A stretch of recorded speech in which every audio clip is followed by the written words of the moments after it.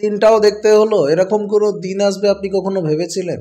যে সিভিক ভলেন্টিয়াররা এখন থানা চালাচ্ছে, যে সিভিক ভলেন্টিয়ারদের উপর মানুষ এত ভরসা করছে, যে সিভিক ভলেন্টিয়াররা আজকে ন্যূনতম মজুরি পেয়েও সর্বদিকে বিরাজ করছে, তাদেরকে দিয়ে ট্রাফিক সামলানো থেকে শুরু করে থানার কম্পিউটার চালানো থেকে শুরু করে অনেক রকমের কাজ তাদেরকে করতে দেখা যাচ্ছে। যাদেরকে নিয়োগ করা হয়েছিল মমতা ব্যানার্জির উদ্যোগে শুধুমাত্র ভিড় সামলানো আর ছোটোখাটো কিছু পুলিশদের সহায়তা করার উদ্দেশ্যে, এখন তাদের বিস্তার অনেক হয়ে গেছে। আর সেই জায়গায় সিভিক ভলেন্টিয়ারদের বিভিন্ন রকম তাদের এগেনস্টে অভিযোগও পাওয়া যায়। আর তাদের যে কর্মকাণ্ড, খুব ভালো কাজকর্ম করছে দু চারজন সিভিক ভলেন্টিয়ার, সেরকমও দৃষ্টান্ত কিন্তু নজিরবিহীন নয়। কিন্তু আজকে যে তথ্য আমরা পেলাম, আনন্দবাজার.com, যেটা পশ্চিমবঙ্গের সব থেকে রেনাউন্ড নিউজ পত্রিকা, সেখানে এমন একটা প্রতিবেদন এসেছে যেটাতে আপনি শুধু অবাক হবেন না, চমকে যাবেন। সিভিকের বিরুদ্ধে ক্ষোভে অবরোধ, এরকম দিনও দেখতে হলো আমাদের। কি যুগ এলো রে ভাই!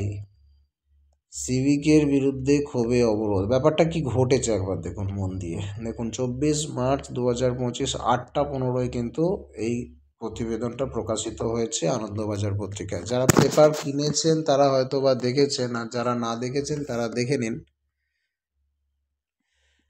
বলছে, মালবাহী গাড়ি দাঁড় করিয়ে সিভিক কর্মীরা টাকা তুলছেন বলে অভিযোগ, ফলে দিনের ব্যস্ত সময়েও যানজট তৈরি হচ্ছে।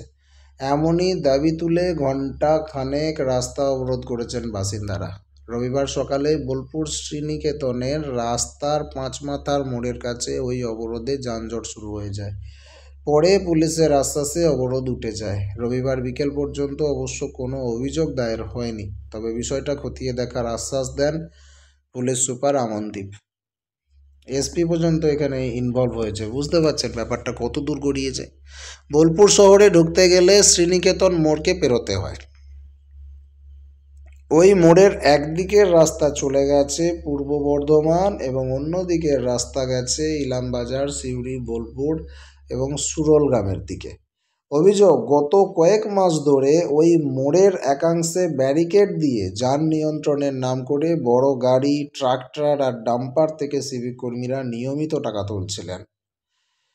মানে একটা রাস্তায় একাংশে যখনই ব্যারিকেড দিয়ে এই ধরনের কাজকর্ম করা হবে, আর বড় গাড়ি, ট্রাক্টর, ডাম্পার, এদের অনেকটা জায়গার লেন্থ লাগে আপনারা জানেন। একটা ব্যারিকেড আছে, তার মধ্যে এরকম গাড়িগুলোকে দাঁড় করানো হচ্ছে, ফলে কি হচ্ছে, রাস্তাটা সরু হয়ে যাচ্ছে, যার ফলে যানের গতি স্লোথ হয়ে যানজট লেগেই থাকছিল। এ মোড়ের কাছেই রয়েছে তিনটে বাচ্চাদের স্কুল। ওই যানজটের কারণে বাচ্চাদের স্কুলে পৌঁছে দিতে গিয়ে অভিভাবকদেরও সমস্যায় পড়তে হচ্ছে বলে অভিযোগ। এরকম দীর্ঘদিন ধরেই এই ঘটনাটা ঘটছিল। স্থানীয় সূত্রে খবর, এদিন টাকা তোলার প্রতিবাদ করতে সকাল 10:30 থেকে ওই মোড়ের কাছাকাছি মুখোমুখি দুটো ডাম্পার রেখে ব্যারিকেড করে রাস্তা অবরোধ করা হয়। পরিস্থিতি নিয়ন্ত্রণে আনতে বোলপুর ট্রাফিক গার্ডের ওসি সুমন প্রামাণিক ঘটনাস্থলে গেলে তাকে ঘিরেও বিক্ষোভ দেখান স্থানীয়রা। প্রায় ঘণ্টাখানেক অবরোধ এবং বিক্ষোভ চলার পরে শান্তিনিকেতন থানার পুলিশ এসে আন্দোলনকারীদের আশ্বস্ত করেন। এরপরে অবরোধ উঠে যায়। স্থানীয় বাসিন্দা শেখ জসিমউদ্দিন, শেখ মিরাজুলেরা বলেছেন যে গত কয়েক মাস ধরে দেখছি যান নিয়ন্ত্রণের নাম করে সিভিক কর্মীরা বিভিন্ন গাড়ি থেকে টাকা তুলছেন। এর ফলে যানজটের সঙ্গে দুর্ঘটনাও ঘটছে। পুলিশের দাবি, জেলা শাসকের নির্দেশে সুরল থেকে শ্রীনিকেতন হয়ে যে রাস্তাটা বল্লভপুরের দিকে যাচ্ছে তা দিয়ে ভারী গাড়ি চলাচল সকাল 7টা থেকে 11টা পর্যন্ত নিয়ন্ত্রণ করা হয়। এই নির্দেশ মানতে গিয়ে যে কিছুটা হলেও যানজট হয় তা মেনে নিয়েছে পুলিশ, তবে টাকা তোলার অভিযোগ অস্বীকার করেছে তারা। জেলা পুলিশ সুপার আমনদীপ বলেন, বিষয়টা তদন্ত করে দেখা হবে, তদন্তে অভিযোগ প্রমাণিত হলে কড়া ব্যবস্থাও কিন্তু নেওয়া হবে।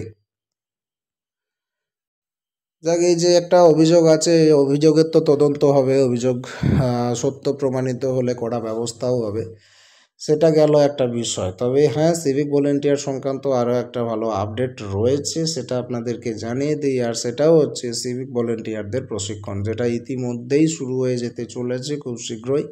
সিভিক ভলেন্টিয়ারদেরকে প্রশিক্ষণ দেওয়া হবে, তাদেরকে অনেকগুলো বিষয়ে সার্বিকভাবে উন্নয়নের চেষ্টা করা হবে। কিভাবে মানুষের সাথে ব্যবহার করতে হয়, কিভাবে ডিউটি করতে হয়, কিভাবে কাজকর্ম করতে হয়। তার সাথে সাথে সিভিক ভলেন্টিয়ারদের যে আপনাদেরকে বলেছিলাম সংরক্ষণের ব্যাপারটা, যদিও এই সংরক্ষণের ফায়দা সিভিক ভলেন্টিয়াররা বেশিরভাগ তুলতে পারছেন না, কারণ কিছু কিছু সিভিক ভলেন্টিয়ারদের বয়স 33+ হয়ে গেছে। হ্যাঁ, 35 বছরের কাছাকাছি বয়স, 35, কারো কারো 40, কারো কারো 45 বছর বয়স। তো তারা এই ফায়দাটা নিতে পারছেন না, কিন্তু তবুও সরকার যখন সুযোগ দিচ্ছে 10% থেকে 20% সংরক্ষণের, সেই জায়গাতেও কিন্তু কাজে লাগবে এই প্রশিক্ষণটা, যে প্রশিক্ষণটা সরকারি তরফ থেকে দেওয়া হবে সম্পূর্ণ বিনামূল্যে। এর জন্য সরকার টিম বানিয়ে ফেলছে। হ্যাঁ, এবং প্রত্যেকটা জেলার পুলিশ সুপারের আন্ডারে আপনাদেরকে কিন্তু পুলিশ লাইনে এই ট্রেনিংটা করতে হবে। ট্রেনিংটার সময়সীমা বেশ ভালোই লম্বা, অনেক কিছু শিখে যাবেন এর মধ্যে। এখানে আপনাদের সামগ্রিক উন্নয়ন করানো হবে, শুধুমাত্র একটা বিষয়ে ট্রেনিং দেওয়া হবে না। কাজকর্ম থেকে শুরু করে আপনার ব্যবহার পর্যন্ত কীরকম সাধারণ মানুষের জন্য হওয়া উচিত, সমস্তটাই কিন্তু ট্রেনিং দেওয়া হবে। এই ট্রেনিং ভুল করেও হাতছাড়া করবেন না, যদিও আপনাদের বাধ্যতামূলক থাকবে থানার তরফ থেকে, ওসির তরফ থেকে বা পুলিশ সুপারের তরফ থেকে আপনাদেরকে ট্রেনিং করতেই হবে। তবুও যদি আপনারা ফাঁক পান, তবুও যেন নিজের চেষ্টায়, নিজের তাগিদে এই ট্রেনিংটাকে অ্যাটেন্ড করবেন একটা উপযুক্ত অফিসার হওয়ার জন্য।